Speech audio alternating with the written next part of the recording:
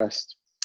Nick, on the subject of Mirena, could you just tell us, for HRT, as part of an HRT regime, what's the what's the length of time that a single Mirena can be used for? Okay, well, strictly speaking, the license in the UK is for 4 years, but right. Everyone, including the Faculty of Sexual Reproductive Health, RCOG, etc., is very happy for the Mirena to stay in for 5 years to protect the uterine lining when using it with estrogen. And in the rest of the world, it's 5 years. Great. So it was just a quirk of the data that were submitted to get the license in the first place, that they weren't right up to the 5-year mark. And so there was initial caution. But actually, there's evidence that Mirena continues to release progesterone even in year 6 and 7.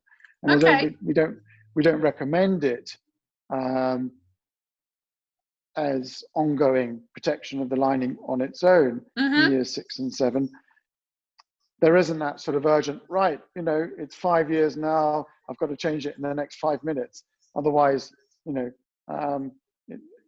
something horrible is going to happen, or the Mirena is going to go off or something.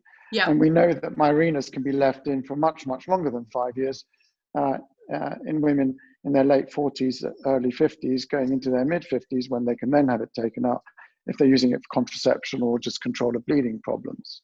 Okay. There's a couple of new systems, new kids on the block. Right.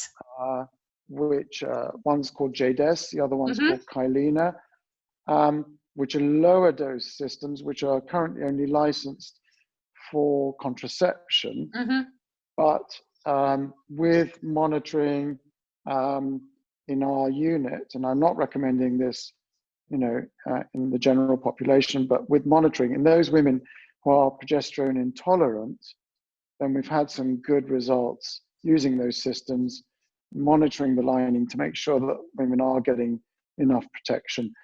Again, that needs better research, needs more research. Yeah.